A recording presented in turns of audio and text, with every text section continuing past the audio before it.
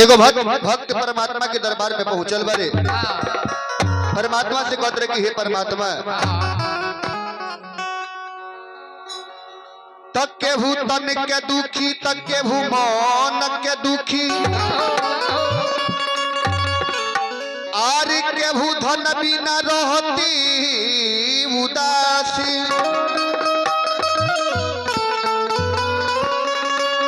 अरे थोड़ा थोड़ा सो बदुखी अरे सुखी राम के दास।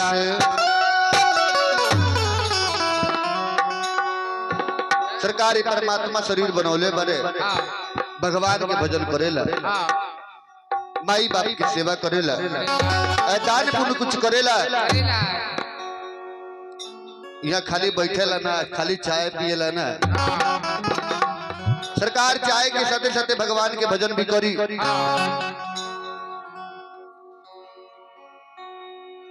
ऐसे कि जब परमात्मा के ध्यान फिर जाला तो समझ लियो मैं ओझा कोनो डॉक्टर कोनो वैद्य का मेरा आवेला। ऐसे कि परमात्मा सभे बानी, डॉक्टरों बानी, वैद्यो बानी। सरकार वे सुखी बा जे भगवान के भजन करता, भगवान की भक्ति करता, वे दुनिया में सुखी बा। भक्त परमात्मा से कहले कि रामुरी आर केतनल करी हो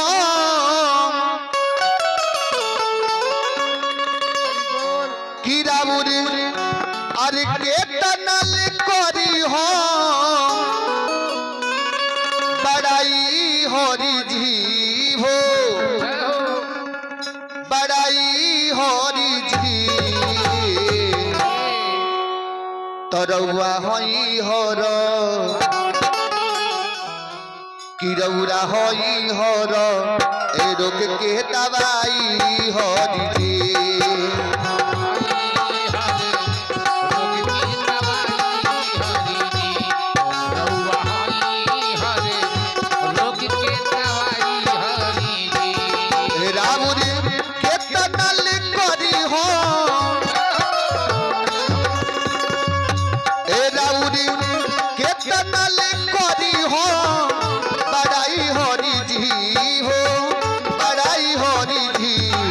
रौरा हई हर ए रोग के दवाई हरी जी।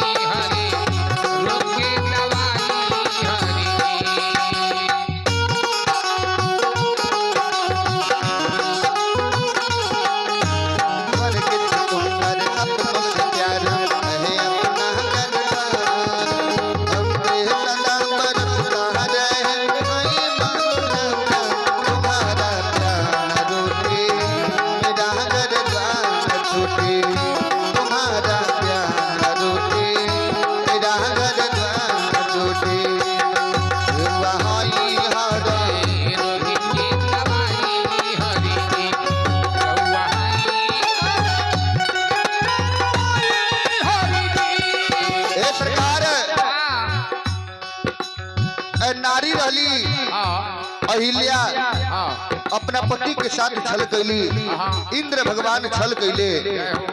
वो अहिल्या के पति देव गौतम ऋषि शराब दिहनी, नारी से पत्थर हो गई। ये भगवान के चरण फेंकल हो पत्थर में, तब पत्थर से नारी हो गई।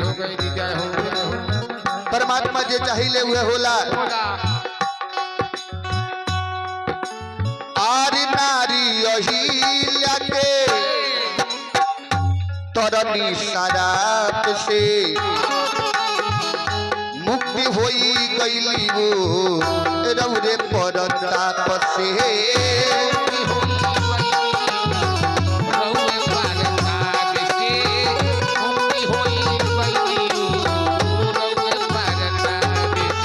आरी नारी अहिल्या के तरनी शराब से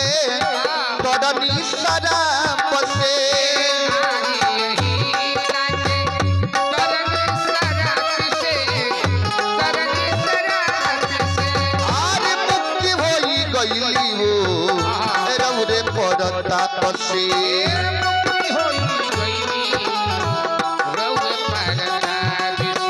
आरे मुक्ति होई गईली हो रौरे परता पसे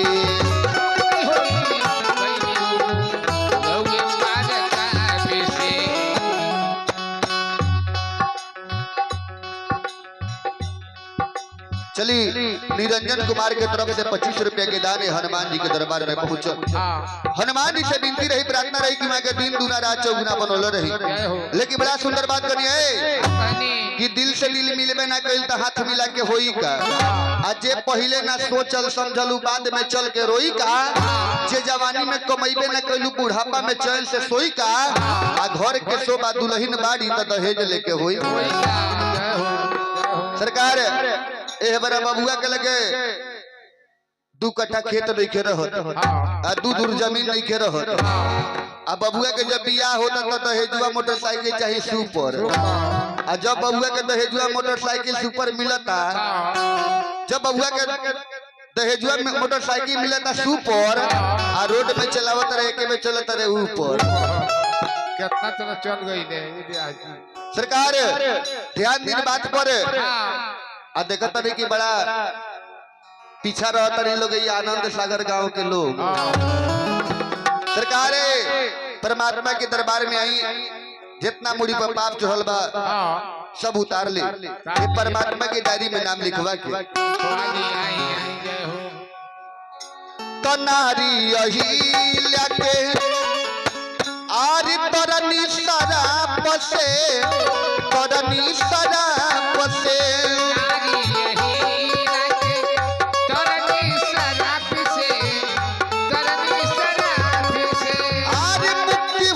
गईली हो रौरे परता पसे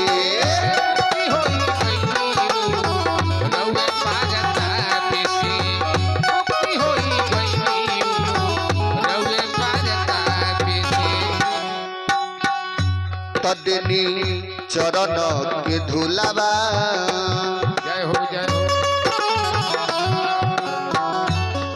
देनी चरण के धुलावा देनी चरण के धुलावा ठेकाई हरि जी हो ठेकाई हरि जी रौरा होई हर रोग के दवाई हरि जी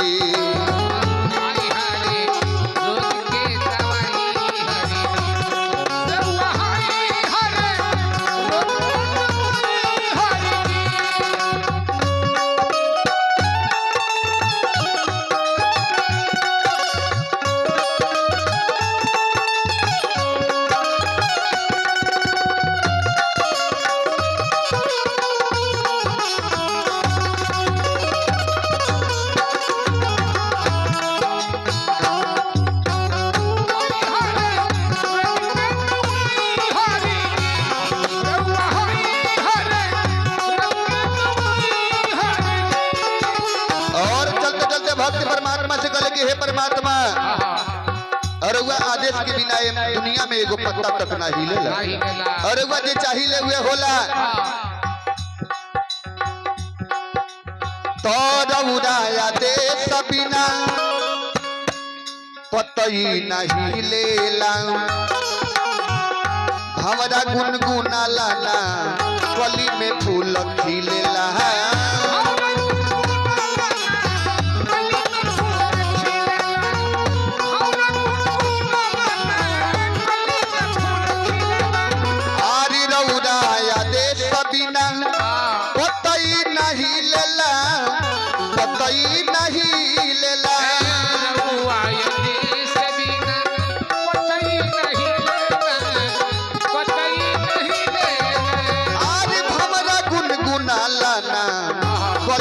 फूल खिलेला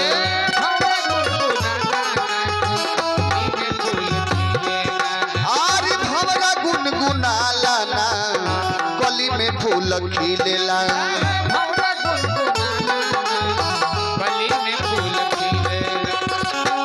कि रौरा निर्मल के हो गईनी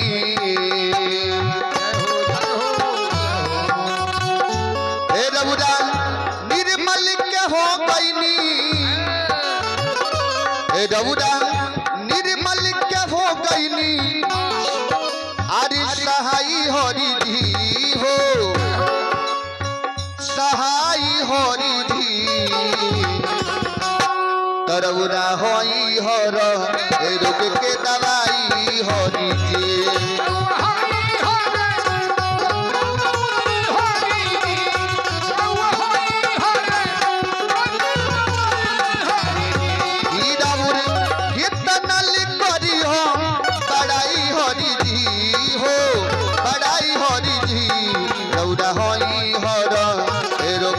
दवाई हो दीजिए